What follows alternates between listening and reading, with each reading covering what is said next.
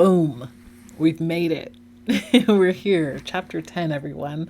Are you excited? I'm excited to see how this all concludes. Last of a very good book. It's a good book. Let me know what your thoughts are, if you've been following along with the book or if you've just been hanging out following along with me. I've gotten lots of jewels and bits and pieces of this book and just good positive reminders of what it takes to be happy and successful, which is what we're all shooting for, I think, at the end of the day. All right, let's get into chapter 10. You Owe You. That's the title of this chapter, You Owe You. And he comes in swinging with the first few words of this chapter, and he says, no one owes you anything, but you owe you everything. And what are you willing to go through to give yourself the things of your desire? Are you willing to put things on pause for you? Are you willing to make yourself the priority? I love this chapter so much because he really did dive into make you a priority, make you the center of your plans. And I don't know why we have such a hard time putting ourselves first. I do know that people generally do really good when it comes to helping out other people. People will jump in right away, especially if you have family members. I think about your family, think about your children if you have children. And parents tend to put everything on pause for their children. And I want to know, when is the last time you put things on pause for you? When is the last time you decided, hey, I'm going to go after this. I deserve this. I'm going to do this for me. I get to do something for me. And I don't know if it's easier if you don't have kids. I don't know if it's just a natural human thing to put other people before them. I'm trying to figure it out in my head. I haven't been able to dissect what is, because we all have a selfish nature. We all do. But something in us, while selfish, also very, very giving, very kind. And sometimes, like I said, we can just put ourselves on the back burner. And we shouldn't. And even if we do, know when to switch it around. Like, okay, this has been simmering back here for a little bit. Let's get it back up here on the fast boil. Let's get it back here on the heat. He started the chapter also by saying, if you don't know what you want, you'll settle for anything. And I think that's kind of a nod to the last chapter that we discussed already. But just reminding yourself who you are, what you want, where you're going, and telling people that. And from my understanding of how the brain works, the brain needs direction. The brain needs to know on the map of your life, you have to plug in where it's going. And therefore, if you plug it in to the GPS, chances are more likely that it will get you to the destination that you plugged in. Now, if you have a whole bunch of places you think you might want to go and you just start driving along, chances are you could end up anywhere. Let's go on a road trip. Where are we going? I don't know. Let's just drive until, this will work. And sometimes that works out positively for us. In most instances, it works out positively for us, which is why people don't take the extra time to set goals. But other times, people are like, how did I end up here? It's because you just got in the car and let the car start driving. You can't just let the car drive. Okay. You have to put in directions. You have to tell it where to go. You have to be the driver. He says no one else is in charge of your future. And I think that we all understand that as adults.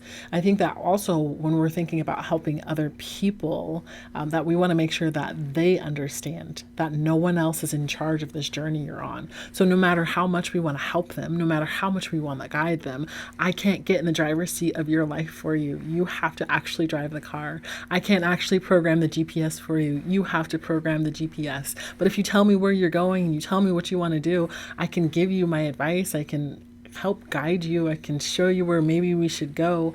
And maybe that might help your chances in getting there. But, and no one else is in charge of your future. And I don't know about you. I don't want anybody else in charge of my future. I want to be the one in charge of where I'm going and what I'm doing. He says that if you look at businesses, again, a little bit of a nod to the last chapter, he said they all have mission statements and they all have a list of values as well. And that way, when you walk into the door of a business, you understand what their goals are. Now, a lot of people, you were either on the I love you train or the I hate you train. But if we're talking about businesses, I love to talk about Starbucks. I love to talk about Chick-fil-A, because even though I feel like they're cult, because they are, even though I feel like they're a cult, something about their business practices are spot on. Something about what they do, what they expect, bleeds through their entire company. And you get that feeling no matter what Chick-fil-A you walk into or drive through. And same with Starbucks. No matter where you go, you get the same experience because the vision of those companies bleed through the companies. So, I think it's important that you also create a blueprint of your life. He mentions that create your own blueprint, but I do think that's important. What are your values? What is your mission? Do you know where you're going? Do you know what direction you're going? He brings it home, the next few statements, because he says, while you are creating your blueprint, you want to create this blueprint based on beliefs and values. So, of course, we have to know what we believe in and we have to know what we value. And he said, but make sure at the end of the list, the most important belief you should have is the belief in yourself. And at the end of your list, the most important value you should have is to value yourself. And so I would encourage you that if this is something that you're actually doing, hey, you have the time or you want to write down the blueprint, write these things down as well. And if you're one of those people who are like, I don't have time to write stuff down, that's okay. I think it's important that you say these things out loud to yourself every once in a while to remind yourself that I believe in myself, to remind yourself that I value myself. These statements are huge. They're very important, and they should be the core of how you find success in your life, because if you don't value yourself, no one else is. If you don't believe in yourself, no one else is going to believe in you either. So you have to bring that confidence and that stem that belief from somewhere. It has to come from you. He says you have to want to succeed as bad as you want to breathe. And there's no substitute for that. There's no substitute for the path to success. There is no substitute. I already mentioned this and we've been kind of talking about it the whole time, but he says, make you a priority. And I just wanted to dive into the actual words of the author. So I am actually heading to page 261, slowly but surely, page 261. And he's like, if you're married, your spouse has demands. If you have kids, your kids have demands. If you have a job, your boss has demands. Everybody needs things from you, and that's fine. That's how the world works. But you need things from you too. And if you don't give yourself what you need, you can't give it to anybody else either. And I know that everybody probably has heard of, making sure that your cup is filled before you go trying to fill everyone else's. But it's so true. If you are trying to fill everyone else's cup and you are actually not on full yourself, I don't want to say you die, but you die. You can't sustain happiness from an empty cup. You just can't.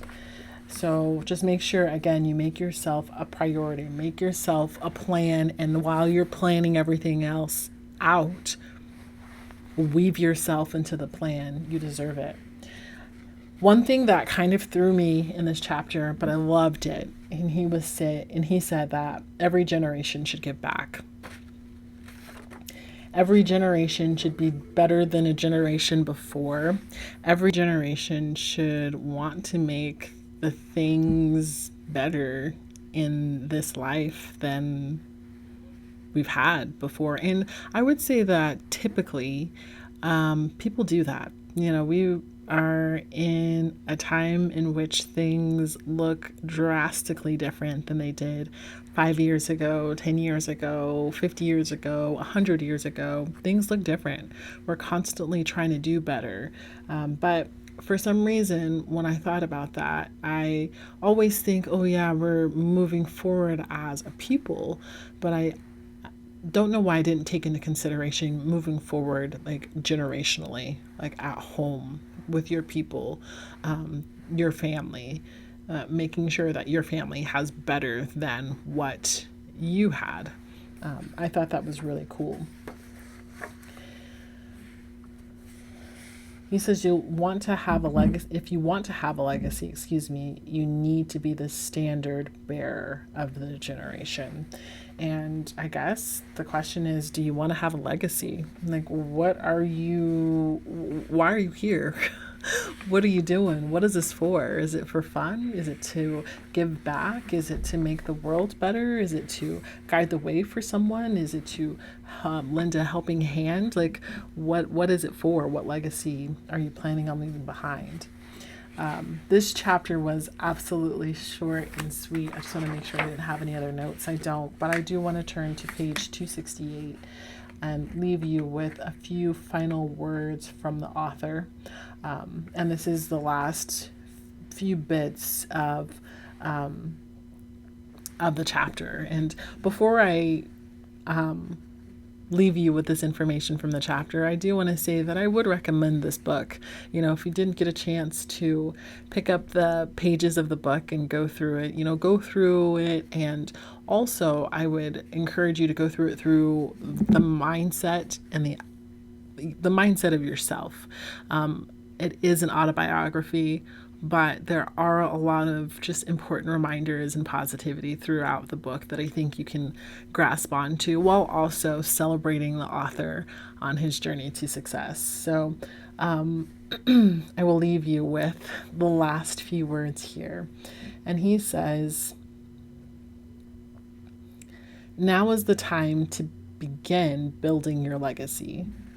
Now is the time to take control. Now is the time to do the work. Now is the time to dream of what greatness lies ahead. But not only to dream, to become great. The time has come to take hold of your life. The time has come to step into yourself, to begin living life the way only you can live it. The time has come to become you. The time has come to put this book down, turn this video off, and go write the book of you. And on that note, thanks for hanging out with me as we dove into Eric Thomas, You Owe You. And I guess I'll see you around. You guys take care.